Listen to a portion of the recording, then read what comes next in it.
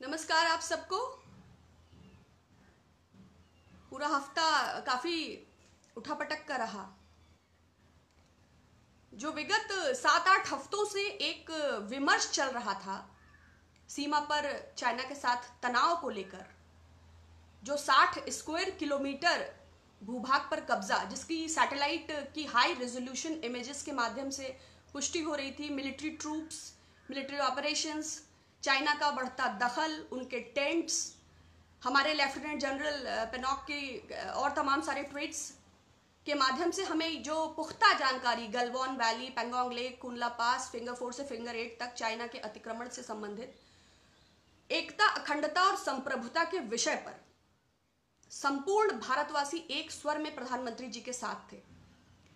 यद्यपि मीडिया उकसाने वाली चीजें बराबर प्रसारित कर रही थी, लेकिन देश में एक चिंता का माहौल था, क्योंकि जिस तरह की पुष्टि हो रही थी उससे यह तय हो रहा था कि चीनी कब्जा हो चुका है। भाजपा के मंत्री और प्रवक्ता लगातार खंडन कर रहे थे, विपक्ष द्वारा लगातार सवाल उठा रहे थे, अंतर्राष्ट्रीय स्तर पर भी दृष्टि थी। लेकिन माननीय प्रधानमंत्री जी ने सर्वदलीय बैठक में गलवान वैली से संबंधित पूरे विमर्श का अंत कर दिया, चाइना को तोहफे में गलवान वैली दे दी। जब सारा विमर्श ही समाप्त हो गया तो प्रधानमंत्री जी झूठ तो नहीं बोलेंगे, वो संवैधानिक पद पर हैं, देश की गरिमा है, शिखर पर हैं, तो उन पर उंगली उठाना उचित ना होगा। अतः मिनिस्ट्री ऑफ एक्सटर्नल अफेयर्स ने आधिकारिक बयान में ये कहा कि समझौते का उल्लंघन कर चीनी सेना घुसपैठ कर रही है, अतिक्रमण कर रही है, तो definitely ministry of external affairs is lying. दूसरा, रक्षा मंत्री जी नींबू मिर्चा के साथ राफेल विमान लाए थे। हालांकि उसको 524 करोड़ से 1600 करोड़ रुपए तो हो जाएगा, चोरी करना इजी होता है, लेकिन शायद और कुछ करने के लिए गट्स और करेज की जरूरत होती है। 36 घंटे लग गए वीर जवानों की वीरगति की शहादत का ट्वीट करने में। एनीवेज, अंतरराष्ट्रीय स्तर पर जो एक परसेप्शन क्रिएट हो रहा था कि चीन की विस्तारवादी सोच के चलते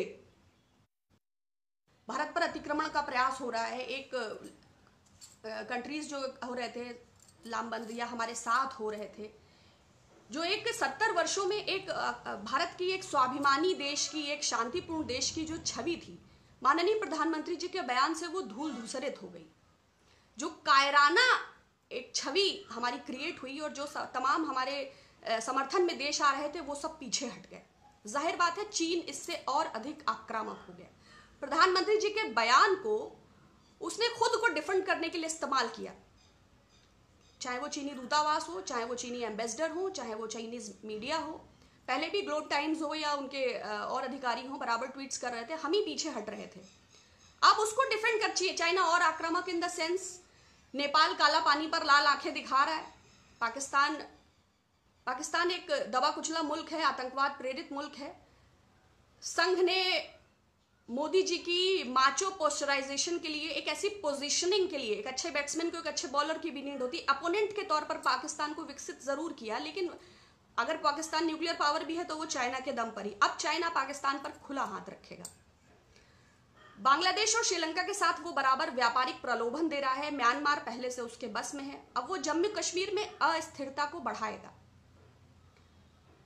खालिस्तान संबंधित आंदोलनों को हवा दे रहा है, पूर्वोत्तर राज्यों में जो अलगाववादी संगठन है उनको बराबर सहयोग दे रहा है।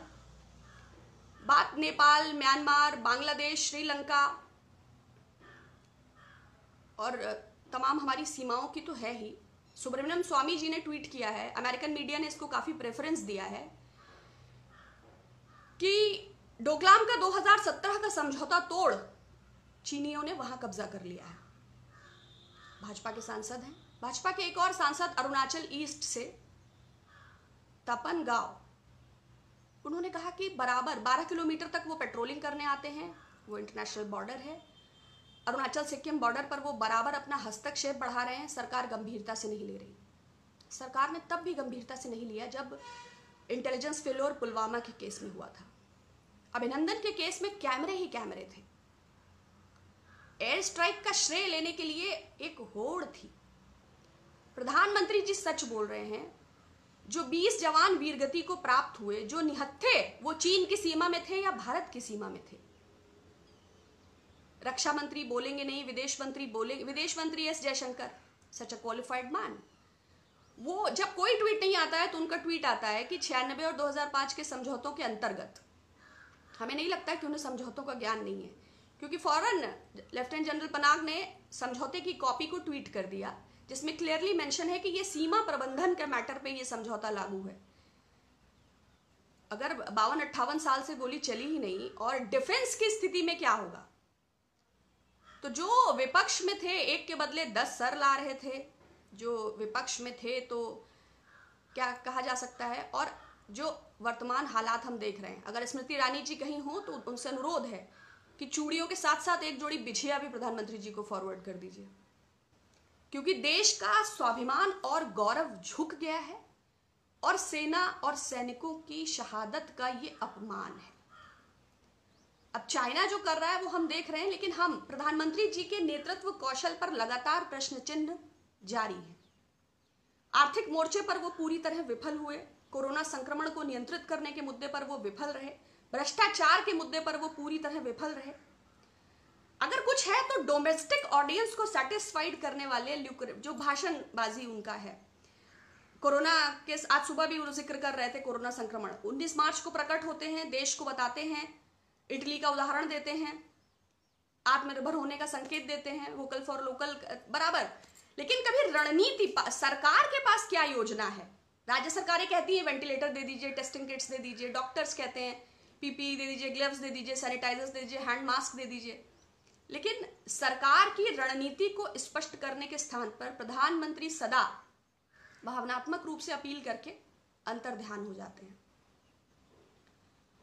तो स्थितियां बहुत विषम हैं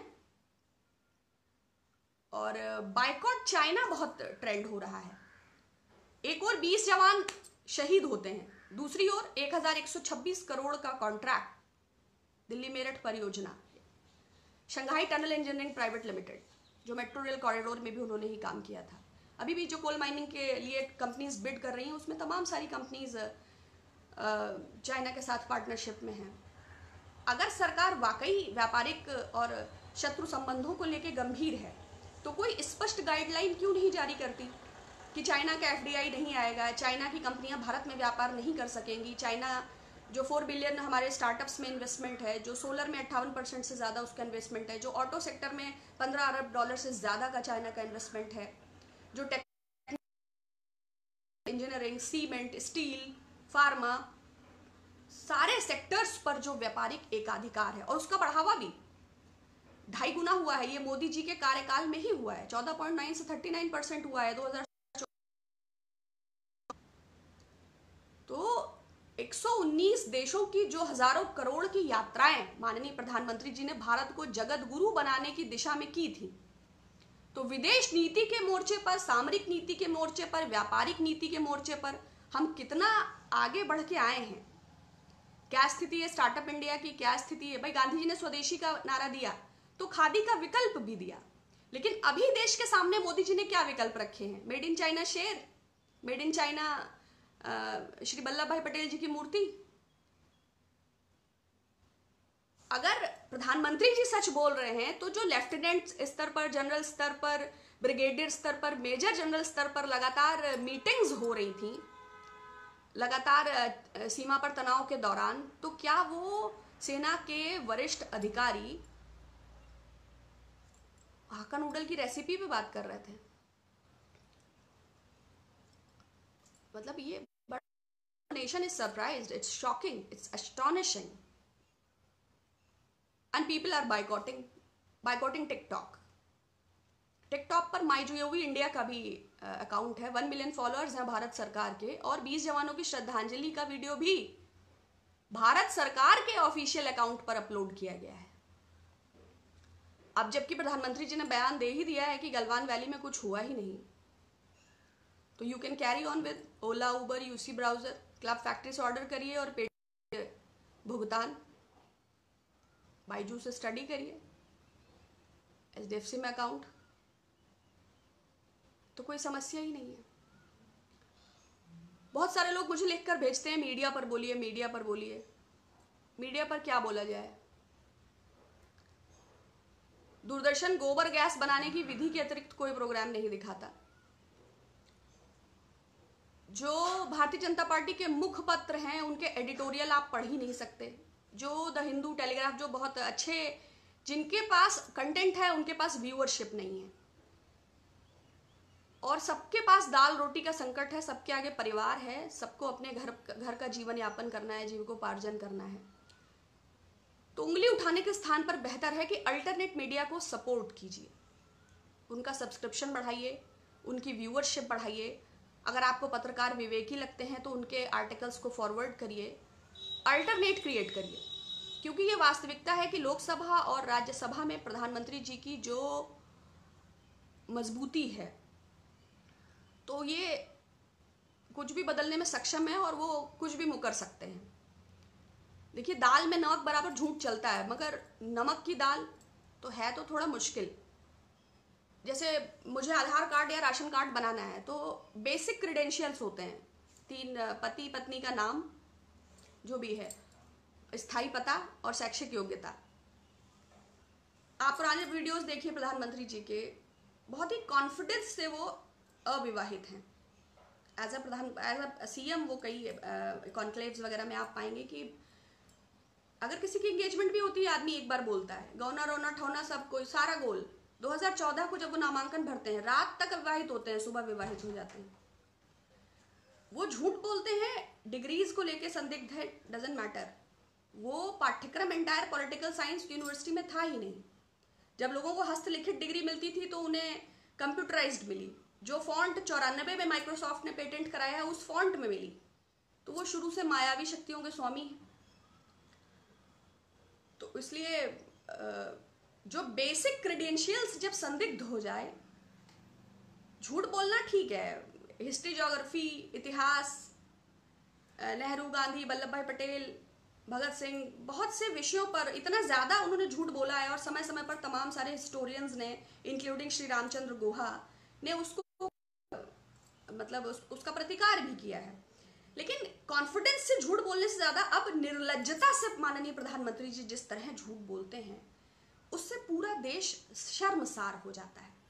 वो तो झूठ बोल के चले जाते हैं, फिर वो मीडिया को जस्टिफाई करना है, फिर वो उनका फैलाया हुआ रायता लीपा पोती से कैसे मंत्रालय समेटेंगे, मंत्री समेटेंगे, मीडिया समेटेगी। लेकिन देश के सामने परिस्थितियां बहुत दुखद हैं। दूसरा, मैं आज अंतर्राष्ट्रीय योग दिवस है, तो आप सबको बधाई।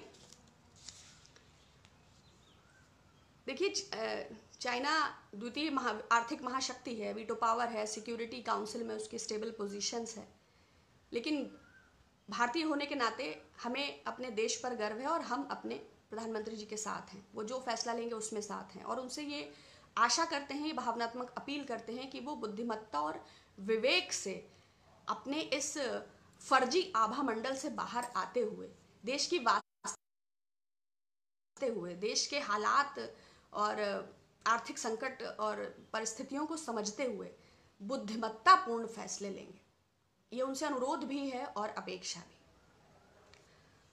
तो योग, वैसे तो आदि योगी भगवान स्वयं भगवान शिव हैं। उन्होंने यह विद्या सप्तऋषियों को दी और वैदिक काल से योग का अस्तित्व है। इवन हड़प्पा मोहनजोदारो में भी जो कोइंस हैं उन पे इंडस वैली सिविलाइजेशन में भी इसका जिक्र है। तो जितनी पुरानी हमारी संस्कृति है उतना पुराना योग है।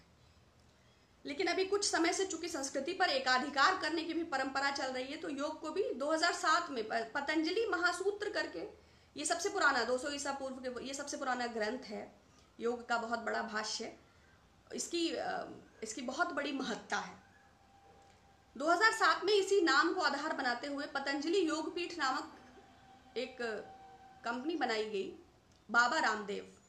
अब योग सप्तऋषि मंडल और आदि योगी से भी ऊपर बाबा रामदेव को ही रखना चाहिए, क्योंकि वो निशुल्क योग सिखाते हैं और योग के प्रचार प्रसार का पूरे दुनिया में एकाधिकार उन्होंने ले लिया है। आज भी सारे चैनलों पर वो लाइव हैं। उनका स्कॉटलैंड में प्राइवेट आइलैंड भी है, वो उसमें इंटरनेशनल योगा सेंटर बना रहे हैं। जहां जहां भाजपा की सरकारें रही वहां वहां कौड़ियों के मोल बाबा जी को जमीन मिली। 2015-16 में पतंजलि योगपीठ 5,000 करोड़ की कंपनी थी और 2016-17 में इसकी बैलेंस शीट 10,000 करोड़ की थी।